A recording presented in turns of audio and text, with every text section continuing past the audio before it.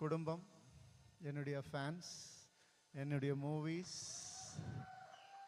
என்னுடைய ஃப்ரெண்ட்ஸ் எல்லாரும் இங்கே இருக்கீங்க. எனக்கும் சில நெகட்டிவிட்டிஸ் எல்லாம் வந்தது. என் சொத்துக்கள் எல்லாம் முடக்கப்பட்டதுன்னெலாம் நியூஸ் வந்தது. நானும் போய் பார்த்தேன். எல்லாரும் சொன்னாங்க என்ன சார் அப்படின்னு. நான் போய் பார்த்தேங்க, அப்படி எதுவும் இல்லை. எப்படி உங்களுக்கு தெரியும் அப்படின்னு கேட்டாங்க. இது வரைக்கும் என் சொத்து, இதை யாரால் முடக்க முடியும்? காசு சம்பாரிச்சு வர்றது போகிறதெல்லாம் ஒன்றுமே கிடையாதுங்க. இந்த சொத்தை எவன் ஒருத்தன் லைஃப்பில் சம்பாதிக்கிறானோ அவன் தான் வின்னர், அவன் தான் சக்ஸஸ்ஃபுல் மேன். இன்னைக்கு உங்கள் எல்லாராலையும் நான் சக்ஸஸ்ஃபுல்னு எனக்கு மனசார தெரிஞ்சிருக்கு. ரொம்ப ரொம்ப சந்தோஷம். அதுக்காக இந்த ஒரு ரூமில், இந்த ஒரு அரங்கத்தில் இருக்கிற எல்லாரும் நான் ஃப்யூச்சரில் இங்கே வச்சுப்பேன் எப்போவுமே. Thank you so much for that. இங்கே தான் இருப்பேன். வாழ்த்தணும்னு நினைக்கிறவங்க இங்கே வந்திருக்கீங்க, வாழ்த்துங்க. என்னை வாழ்த்த வேணான்னு நினைக்கிற சில பேர் இருக்காங்க. அவங்களுக்கும் நான் சொல்லிக்கிறேன், இங்கே தான் இருப்பேன், வேறு எங்கேயும் போக மாட்டேன், வளர்ந்துக்கிட்டே தான் இருப்பேன். நன்றி நன்றி நன்றி. Just a span of sir உங்களுக்காக ஒரு அழகான gift வச்சிருக்காருமா. How happy are you first சொல்றீங்களா? Would you like to say a few words? அவன் குழந்தையில நடக்கும்போது கீழே விழுந்துடக்கூடாதுன்னு பின்னாடியே போய் பிடிச்சவன் நான். அவன் எல்லாமே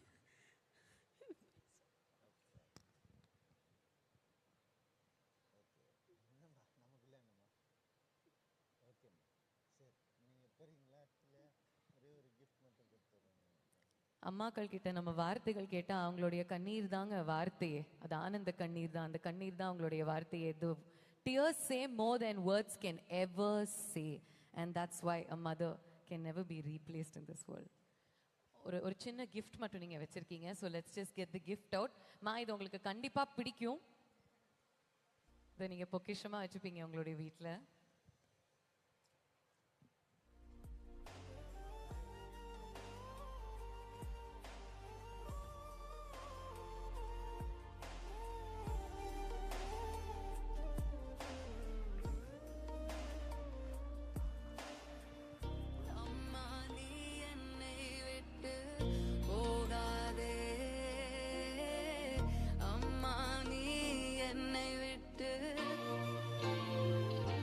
நம்மளுடைய வாழ்க்கையில எவ்வளோ சந்தோஷம் இருந்தாலும் எவ்வளோ துக்கம் இருந்தாலும் அம்மாவுடைய மடியில படுத்துக்கிற அந்த சுகம் தாங்க. when we forget the rest of the world and only remember her and that moment, அந்த ஒரு தருணம், இந்த தாயினுடைய மடி, அதுக்கு ஈடு இணையே கிடையாதுங்க. சர்ப்ரைஸ். ரவி காமெடி பண்ணிட்டே இருப்பான்.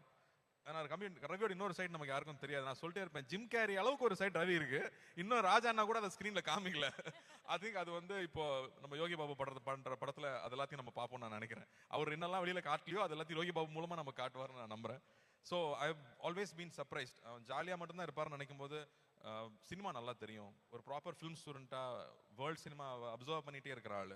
இதெல்லாம் ரவி பற்றி யாரும் சொல்லியிருக்க மாட்டாங்க. ஏன்னா அவ்வளோ சீரியஸான சைடு அவருக்கு யாருக்கும் தெரியாது. பட் எடிட்டிங் ஃபுல்லாக தெரியும், எல்லா விஷயங்களும் ஆழமாக பண்ணக்கூடிய ஆள். நான் மேலே பார்க்கும்போது சிரிச்சுக்கிட்டே இருப்பாங்களே சில பேர், படிக்கவே எல்லாம் நல்ல மார்க் வாங்குவாங்கல்ல, அந்த மாதிரி Ravi. So wishing him all the very. And காசு ரொம்ப ரொம்ப முக்கியம் ப்ரொடியூசருக்கு. அது நிறையவே கிடைக்கணும், அதான் என்னுடைய ஆசை.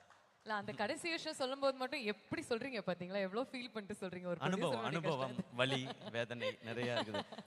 ஆனாலும் இந்த மாதிரி ஸ்டுடியோஸ், இந்த ப்ரொடக்ஷன் தர்ற சந்தோஷம் எனக்கு நான் நடிக்கிற படம் எதுவுமே எனக்கு தரதில்லை. ஏன்னா ப்ரொடக்ஷனில் கிடைக்கிற லிபர்ட்டியும் அதில் நம்ம கற்றுக்கிறதும் 100% நான் நடிக்கிற படத்தில் எனக்கு கிடைக்கிறதே இல்லை. நான் இப்போ கூட நெக்ஸ்ட் ஒரு ஃபிலிம் ஒன்று ப்ரொடியூஸ் பண்ணியிருக்கேன். அந்த படத்தை எடிட் பண்ணி அவுட் பார்க்கும்போது அன்றைக்கி நைட்டில் எனக்கு தூக்கமே வரல. அதுதான் எனக்கு தெரிஞ்சு ஒரு அம்மாவுக்கு இருக்கிற ஃபீல் கிட்டத்தட்ட அது ப்ரொடியூஸ் பண்ணி ஒரு ப்ராடக்டை நல்ல ப்ராடக்டை எடுத்து பார்க்கும்பொழுது அந்த ஃபீல் அது டெஃபினட்டாக இருக்குது. அது நிறைய பேர் சொல்லி கேட்டிருக்கேன், அதை நான் அனுபவிச்சதுனால சொல்கிறேன். ப்ரொடக்ஷன் சூப்பர், அதை இன்னும் நிறையா பண்ணணும். இங்கே எல்லாம் பயமுறுத்தி வச்சுருக்குறாங்க.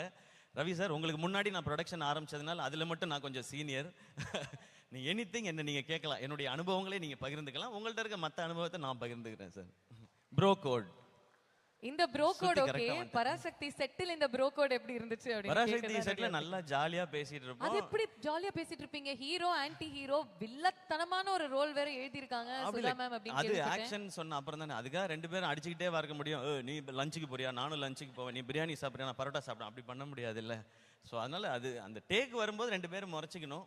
But how is the experience Siva இவரோட நடிக்கிறது? ஃபர்ஸ்ட் டே மட்டும் எனக்கு கொஞ்சம் வித்தியாசமா இருந்தது. ஏன்னா அவரை நான் இது வரைக்கும் பார்த்ததெல்லாம் கண்ணு முன்னாடி வந்து போகும் இல்லையா, அவருடைய படங்கள் எல்லாம் நம்ம பார்த்தது. ஸோ அவருக்கு ஆப்போசிட்டாக நம்ம நடிக்கிறோம் போது அது ஒரு ஸ்பெஷல் ஃபீல் தான் அது.